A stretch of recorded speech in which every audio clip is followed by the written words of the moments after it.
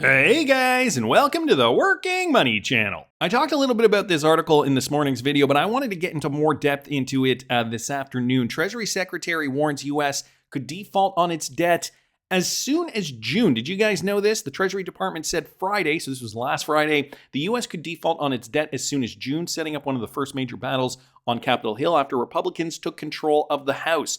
The U.S. will reach the debt limit on January the 19th, which was, in fact, yesterday, if you guys are watching this video on the day it's released, and then extraordinary measures will need to be taken. Treasury Secretary Janet Yellen wrote in a letter to the Speaker, Kevin McCarthy, the Speaker of the House. She said that the Treasury Department will pursue those measures, but they will only last a limited amount of time. This is getting quite scary, guys, and in this morning's video, I talked a little bit about a run on the banks, how the Simpsons, yes, the Simpsons, how they predicted what is occurring at Bank of America. Bank of America have recently said that they are solving the issue, but are they really? If you guys didn't catch the video I did this morning, I will link it up here in the top right-hand corner. More things, though, to be concerned of. This one from BondCrypt XRP. The U.S. Treasury began taking measures Thursday to prevent a default on government debt as Congress heads towards a high-stakes clash between Democrats and Republicans over raising the borrowing limit and help reduce the outstanding debt limit currently set at $31.4 trillion. So these are the extraordinary measures that Janet Yellen mentioned. They can help reduce the amount of outstanding debt subject to the limit, currently set at $31.4 trillion, but the Treasury has warned that the tools would only help for a limited time, likely not longer than 6 months, which would in fact bring us to that initial timeline of June. I respectfully urge Congress to act promptly, this is a quote, to protect the full faith and credit of the United States, said Janet Yellen in a letter. She added that this is considerable uncertainty on how long the measures can last before risking default. Failure to meet the government's obligations would cause irreparable harm to the U.S. economy, the livelihoods of all Americans, and global financial stability. A default would harm U.S. credibility, and J.P. Morgan Chase executive Jamie Dimon cautioned on Thursday that we should never question the creditworthiness of the United States government. So this is quite concerning and quite alarming, to say the least. But, I mean, if you believe in a great financial reset, a new financial system being ushered in, this will be bad for the old players, but very good for us, XRP hodlers that hold the token that could be the key to unleashing the liquidity needed to resolve this issue. This from the Wrath of Kahneman here. Interesting comments. Takeaway for me isn't about the discussion they are having, but that Brad thinks XRP has and will have approved status in the UAE. So in this particular context, he's talking a little bit about the UAE, but I wanted to play this clip, okay, originally brought to me by 801_XRP here on Twitter. This was Brad Garlinghouse just yesterday on the Davos panel talking about cryptocurrencies and the fine balance that we need to find. Brad, you have already made the distinction between XRP, the token, and Ripple, the company. You are the only You're a regulated entity, or you're speaking on behalf of a regulated entity. When folks talk about, these different sorts of provisions, you are the person or your various teams doing the paperwork, providing evidence of baseline trustworthiness. What is it like to be a non-bank financial services provider operating at the intersection of these very traditionally regulated financial institutions and less traditionally regulated, less traditional financial institutions? It's exciting. I feel a obligation to advocate for. There are these new technologies that we can use for the betterment of economic value to our citizens, to our businesses, even to central banks. And I think to the extent we can focus on, hey, these are new technologies that can be used in that way. Like the earliest days of the internet, can these technologies be used in illicit ways? Yes, and certainly we saw the early days of the internet and people called for bans of the internet. And to be clear, the current days of the internet as well. Oh, yeah, I guess, yeah. Well, although there was a much louder, higher decibel level call in maybe the 90s when people were, I think, more intimidated by how these technologies are being used. And I think we're seeing that play out in the world of blockchain as well. I thought it was interesting you described the UAE regulatory as light touch. Said it was described as light touch. Oh, described as light touch, all right. I actually give huge credit to the UAE. Do you have a VARA license?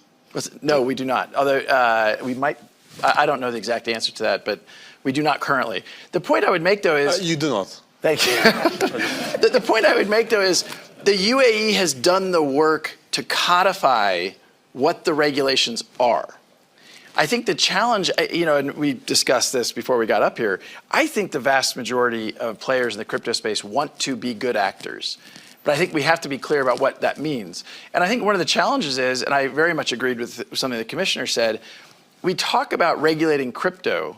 I think we should, that's an abstract thing to say from my point of view. We need to regulate the activity.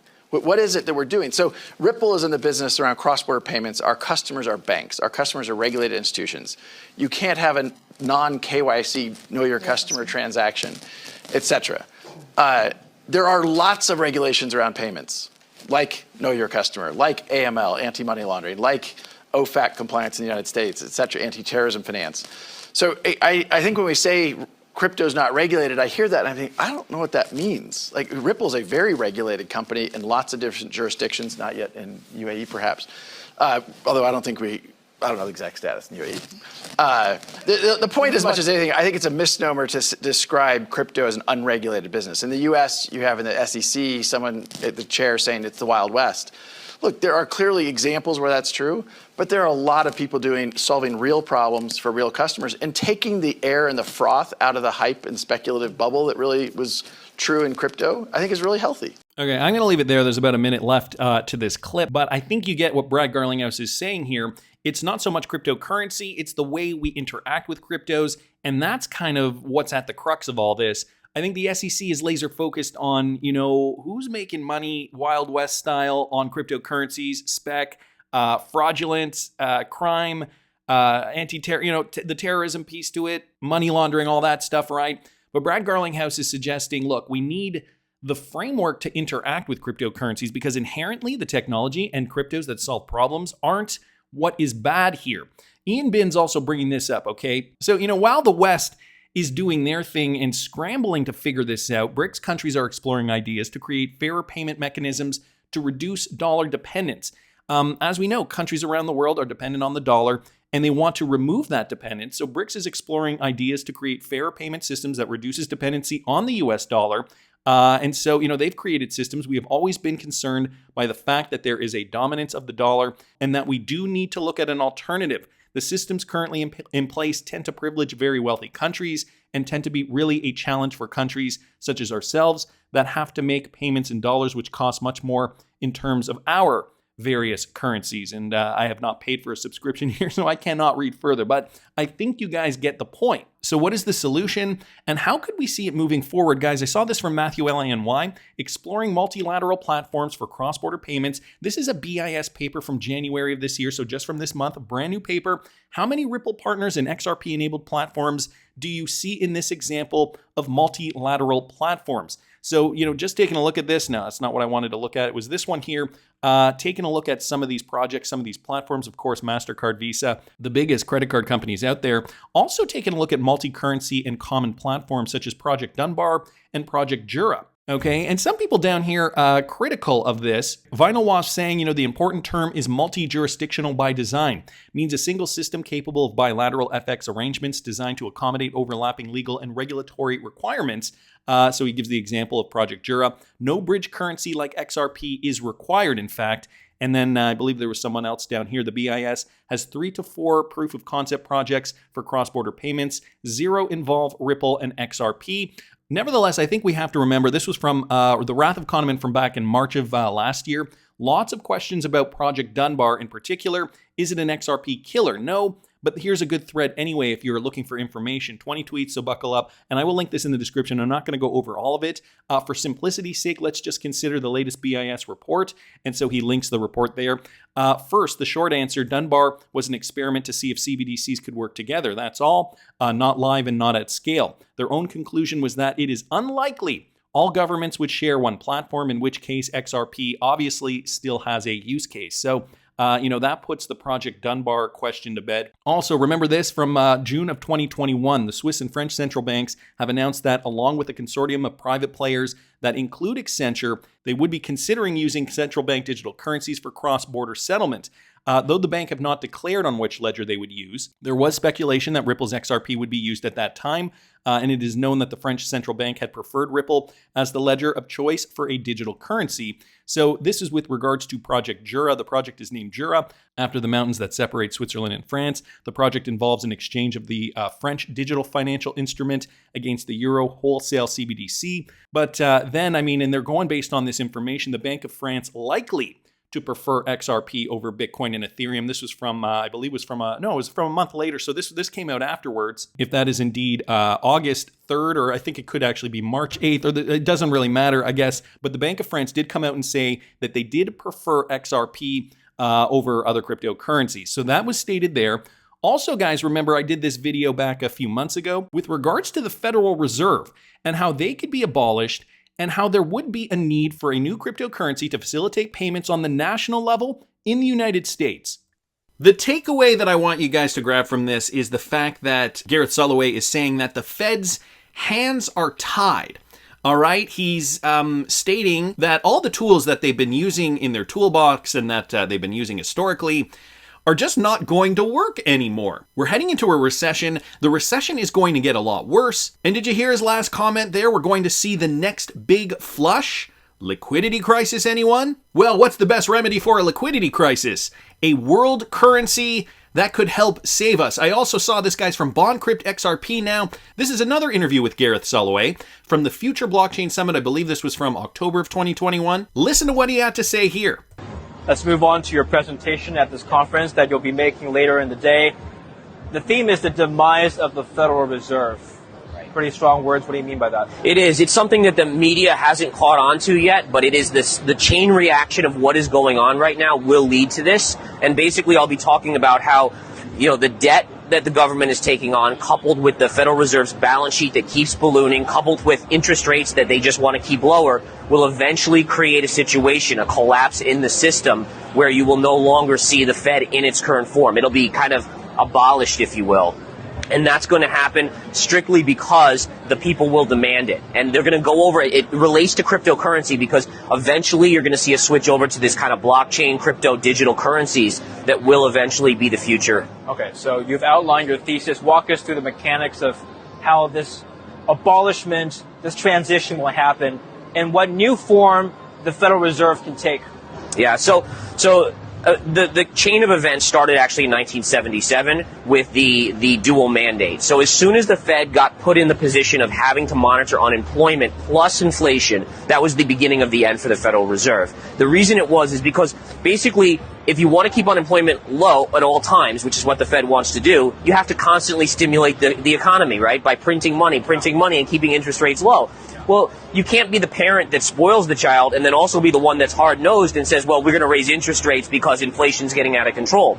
You can't do that. And that was the beginning of the chain reaction that I'll talk about in the presentation. After the collapse, you'll see a new body come up that'll be in charge of the digital currency, whatever it may be, and eventually you'll see this digital currency probably being used all over the world, even as the reserve currency. Gareth Soloway basically stating here that the Fed is going to be abolished. You cannot suck and blow for all intents and purposes. Enter cryptocurrency, DLT platforms, blockchain, as he said, and you will have a new currency, a global currency that essentially is going to be utilized to transfer value from point A to point B, whether you're in Canada or Germany or Taiwan or Australia or wherever. A global currency, though, that will allow governments, financial institutions, banks, whoever, to transfer value. So an interesting perspective on the Fed. How Gareth Soloway here is saying that it could be abolished. Now, let's not forget, currently the Fed has a partnership with Volente Technologies, and they plan on rolling out FedNow for instant payments. This is the latest update from their website. So here, 2023 FedNow instant payment service launch. And down here, they talk about FedNow will be here soon. The Federal Reserve's new service will enable individuals and businesses to send and receive account-to-account instant payments 24/7, 365 days a year, and will be available to all depository institutions in the U.S. by 2023, guys. So it is coming this year. As we know, Volente Technologies, or Volpe, has a Ripple processor module that speeds up integration to the Ripple Global Settlements Network. So they are integrated with Ripple here, guys. Ripple is the new distributed ledger technology-based global real-time settlements mechanism. And Volpe, they are running that. Part of the Federal Reserve's FedNow payments. So, I guess the theory goes as such. FedNow and XRP integrated seems very likely, especially if we are to believe Gareth Soloway, that the Fed is going to quote-unquote collapse, but probably reform as a new financial institution, one that runs on DLT, one that runs on Ripple. And so if we have the Fed running on Ripple, wouldn't it make sense if the smaller banks ran on Stellar's XLM? This from Welshie Outdoors here on Twitter. Stellar Bank, February 21st, 2023. Could this be related to something or nothing at all? Community Bank of Texas, Allegiance Bank announces a new logo and start date for Stellar Bank. The Allegiance Bank of Texas will begin opening as Stellar Bank on Tuesday, February the 21st, and have launched a new logo, according to a press release sent to current customers of Community Bank of Texas, which has more than a dozen locations in southern Texas. The new logo is inspired by the stars in each Legacy Bank brand. The Stellar Bank logo represents a shining beacon, lighting the way to help you achieve your goals. Check this out, guys. Here's a clip from somebody looking at the brand new brochure for Stellar Bank. Okay, you guys, this giant brochure mail little packet is in my mailbox today from Stellar Bank. It's a welcome guide. And inside, right at the bottom, it says, Allegiance Bank and Community Bank of Texas will be transitioning to Stellar Bank effective February 21st, 2023. And then it's a whole glossary, contents of everything about the bank, and a welcome letter. Y'all, this is insane. I'm in Houston, Texas, and today is January 19th, 2023. It's happening. So it is happening, Stellar Bank. Don't know if it has to do with the Stellar cryptocurrency. Using the same name though, and we know what XLM can do, not stepping on XRP's toes. So could it be that XRP will be exclusive to the Fed and Stellar exclusive to regional banks in the United States? Don't know, it's just a theory, but that's just my opinion. I want to hear what you guys think. Please subscribe to the channel if you haven't already. Like the video if you like the content I'm providing. I always love hearing your comments. See you in the next one, guys.